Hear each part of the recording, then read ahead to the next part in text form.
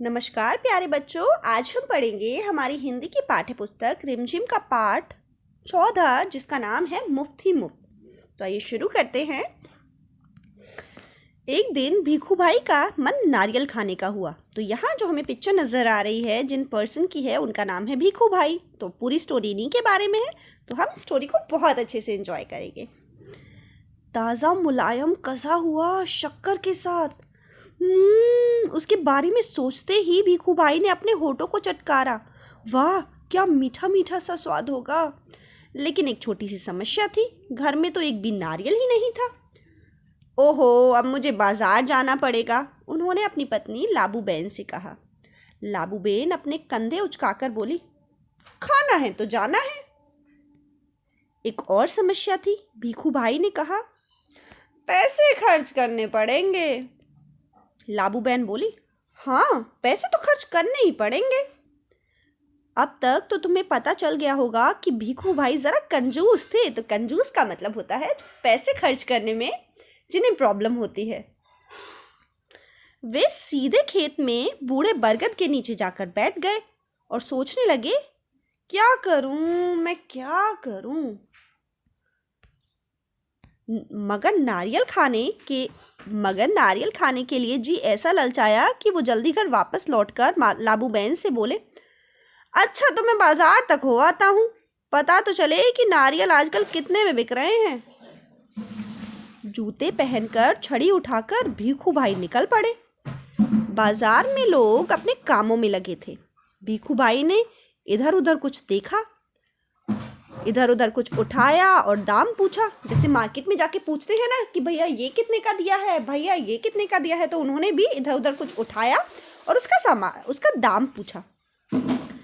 देखते पूछते वो नारियल वाले के पास पहुंच गए। ए नारियल वाले, नारियल कितने में दोगे? भीखू भाई ने पूछा। नारियल वाले ने कहा, बस 2 रुपए में काका। बस 2 रुपए? भीखू भाई ने आंखें फैलाकर कहा, बहुत ज्यादा हैं, 1 रुपए में दे दो। नारियल वाले ने कहा, ना जी ना, 2 रुपए सही दाम, ले लो या छोड़ दो। ठीक है, भीखू भाई बड़बड़ाए। अच्छा तो बताओ 1 रुपए में कहाँ मिलेगा? नारियल वाले ने कहा, यहाँ से थोड़ी दूर जो मंडी है ना, वहां शायद मिल जाए। तो मंडी का मतलब होता है बड़ी मार्केट जहाँ पर फ्रूट्स और वेजिटेबल्स मिलते हैं, और वहाँ पर क्योंकि बहुत सारा सामान बिकता है और डायरेक्ट सामान जो है वो वहीं पर आता है, तो वहाँ पर थोड़ा सस्ते दाम में भी चीज़ें मिल जाती हैं। सो भीखू भाई उसी तरफ चल पड़े। चलो देख लेते हैं, वो अपने आप से बोले। टहलने का एक मौका है और 1 रुपए की बचत भी हो जाएगी। खुशी से गुरगुराते भीखू भाई ने छड़ी को जमीन पर थपथपाया। मंडी में कोलाहल फैला हुआ था। कोलाहल का मतलब होता है तरह तरह की आवाजें आना, यानी शोर होना। तो आप कभी अगर मंडी में अपनी मम्मी या पापा के साथ गए हो तो आपने देखा होगा कि वहाँ बहुत शोर होता है, यानी सब लोग अपनी अपनी चीज़ों के दाम बता रहे होते हैं, चिल्ला रहे होते हैं और लोगों को अपनी तरफ बुला रहे होते हैं। तो वहाँ मंडी में बहुत कोलाहल था। व्यापारियों की ऊंची ऊंची आवाज़ें गूंज रही थी।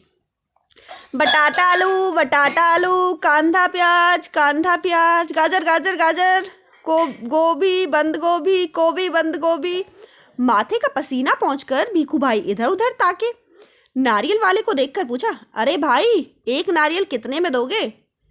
सिर्फ 1 रुपया काका, नारियल वाले ने जवाब दिया। जो चाहे ले जाओ, जल्दी। शू छे भाई, भीखू भाई ने कहा, यह क्या है? मैं इतनी दूर से आया हूं और तुम पूरा 1 रुपया मांग रहे हो। अब शू छे भाई का मतलब है कि क्या है भाई, और ये गुजराती भाषा है। तो आपने विभिन्न भाषाओं के बारे में एक भारत श्रेष्ठ भारत प्रोग्राम में जाना, तो उनमें से जो गुजराती भाषा है उसमें क्या है, कुछ शू छे बोलते हैं। 50 पैसे काफी हैं, मैं इस नारियल को लेता हूं और तुम ये पकड़ो 50 पैसे। नारियल वाले ने झट से भीखू भाई के हाथ से नारियल छीन लिया और बोला, माफ करो काका, 1 रुपया या फिर कुछ नहीं, यानी या तो 1 रुपये में लो या फिर तुम्हें कुछ नहीं मिलेगा। लेकिन भीखू भाई का चेहरा निराश देखकर बोले, बंदरगाह पर चले जाओ, हो सकता है वहां तुम्हें 50 पैसे में ही मिल जाए। तो बंदरगाह ऐसी जगह होती है जो समुद्र या पानी वाटर बॉडी के पास की जगह होती है, यानी जहाँ पर शिप और बोट जो हैं वो आकर रुकती हैं। यानी अगर एक समुद्र वाला पानी वाला एरिया है तो उसका जो किनारा होता है जहाँ पर जहाज़ और नाव आकर रुकती हैं, जहाँ से सामान पानी के रास्ते जो आया है वहाँ जो उतरता है या वहाँ से सामान जाता है, दैट इज़ कॉल्ड बंदरगाह। तो अब आपको पता होना चाहिए कि गुजरात में जो बंदरगाह है उसका क्या नाम है। तो गुजरात में जो पोर्ट है उसका नाम है कांदला पोर्ट। भीखू भाई अपने छड़ी से टेक लगाकर सोचने लगे, आखिर 50 पैसे तो पूरे 50 पैसे हैं ना, वो भी मेरी टांगों में। वैसे भी मेरी टांगों में अभी भी दम है। पैरों को घसीटते हुए भीखू भाई चलने लगे। हर 2 कदम पर रुककर जेब में से एक बड़ा सा सफ़ेद रुमाल निकाल कर वो अपना पसीना पोंछते। यानी वो चलते चलते पहले मंडी गए थे, पहले वो मार्केट गए थे, फिर वो मंडी गए थे और अब वो बंदरगाह जा रहे थे। यानी वो बहुत चल रहे थे और पिक्चर में आप देख भी सकते हो कि उनकी एज भी थोड़ी है, यानी ज़्यादा है। तो उन्हें चलते चलते पसीना आ रहा था। अब उन्होंने कहा, सागर के किनारे एक नाव वाला बैठा था। जैसा भी हमने डिस्कस किया कि बंदरगाह वही जगह होती है जहाँ पर नाव शिप आकर रुकते हैं। तो वहाँ एक नाव वाला बैठा हुआ था, उसके सामने 2-4 नारियल पड़े थे। अरे भाई, एक नारियल कितने में दोगे? भीखू भाई ने पूछा और कहा, ये तो काफ़ी अच्छे दिखते हैं। काका, ये कोई पूछने वाली बात है, केवल 50 पैसे। नाव वाले ने कहा। 50 पैसे? भीखू भाई मानो हैरानी से हक्के बक्के हो गए। इतनी दूर से पैदल आया हूँ, इतना थक गया हूँ और तुम कहते हो 50 पैसे? मेरी मेहनत बेकार हो गई। ना भाई ना, 50 पैसे बहुत ज़्यादा है, मैं तो तुम्हें 25 पैसे ही दूंगा। ये लो, रख लो। ऐसा कहते हुए भीखू भाई झुककर नारियल उठाने ही वाले थे। नाव वाले ने कहा, नीचे रख दो, मेरे साथ कोई सौदा वौदा नहीं चलेगा। थोड़ी देर बाद उसने भीखू भाई की ओर ध्यान से देखा और ज़रा ठंडे दिमाग से बोले, सस्ते में नारियल चाहिए?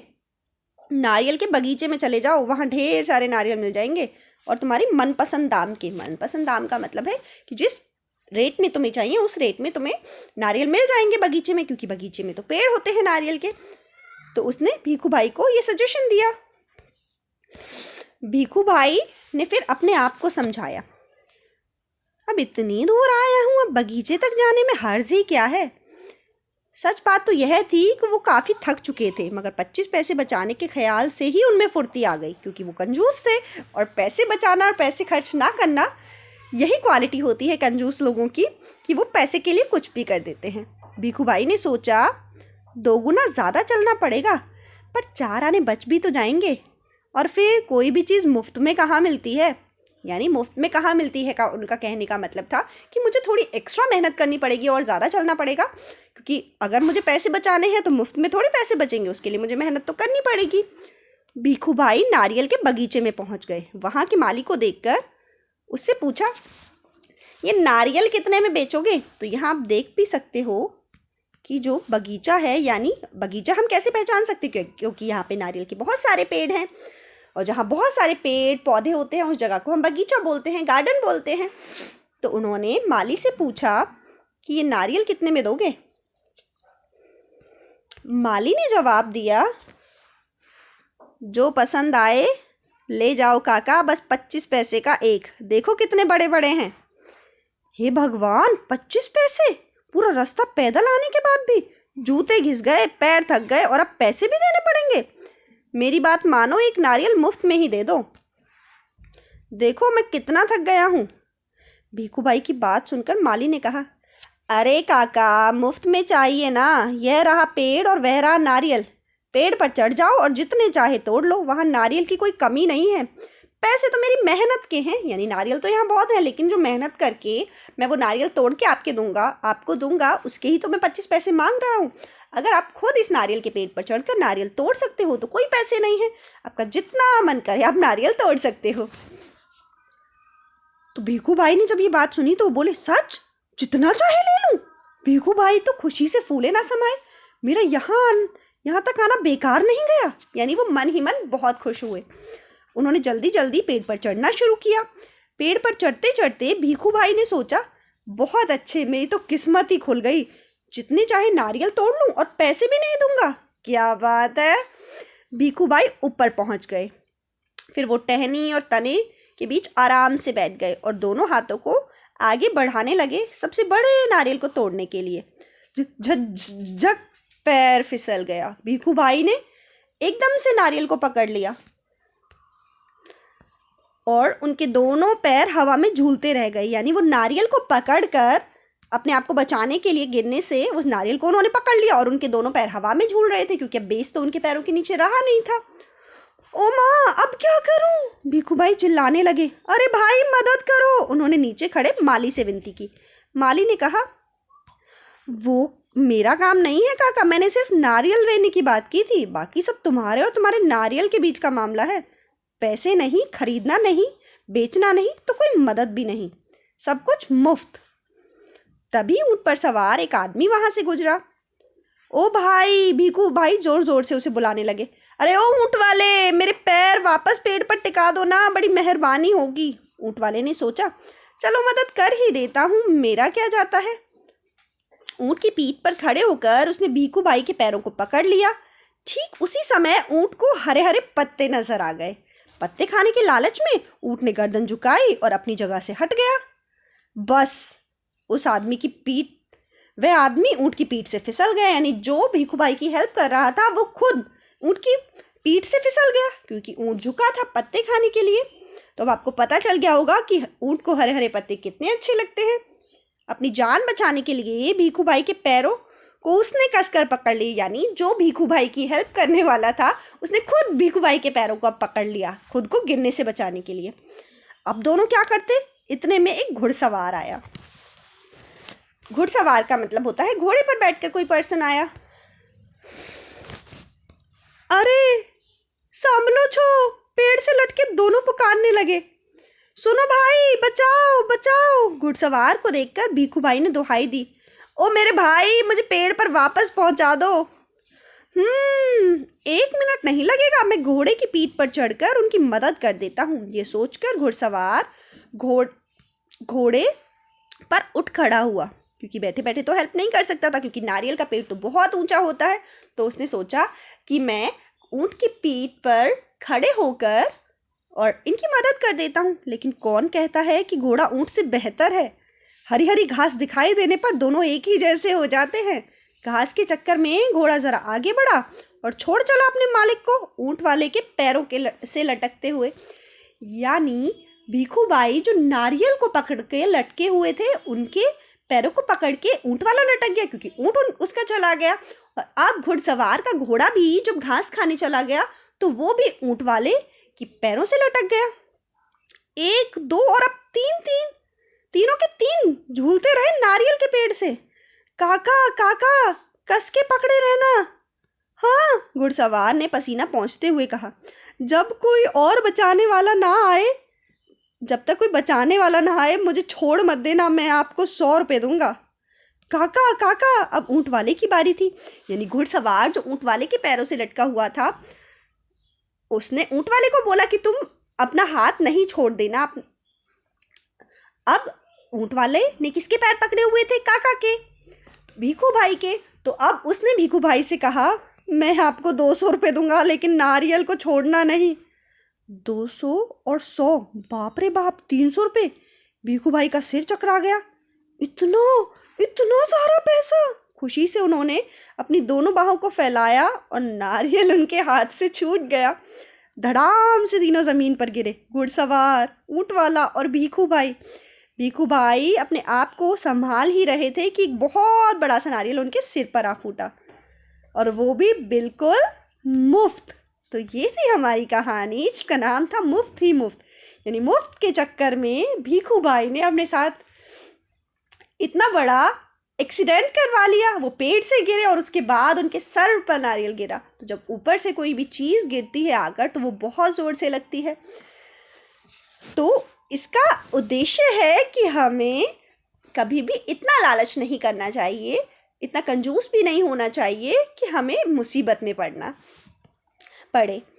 तो ये थी हमारी कहानी ममता पांड्या ने जो लिखी है, और इसका अनुवाद किया है संध्या राव ने। क्योंकि गुजराती कहानी है तो ये गुजराती में लिखी है ममता पांड्या ने, और इसका जो अनुवाद किया है हिंदी में वो किया है संध्या राव ने।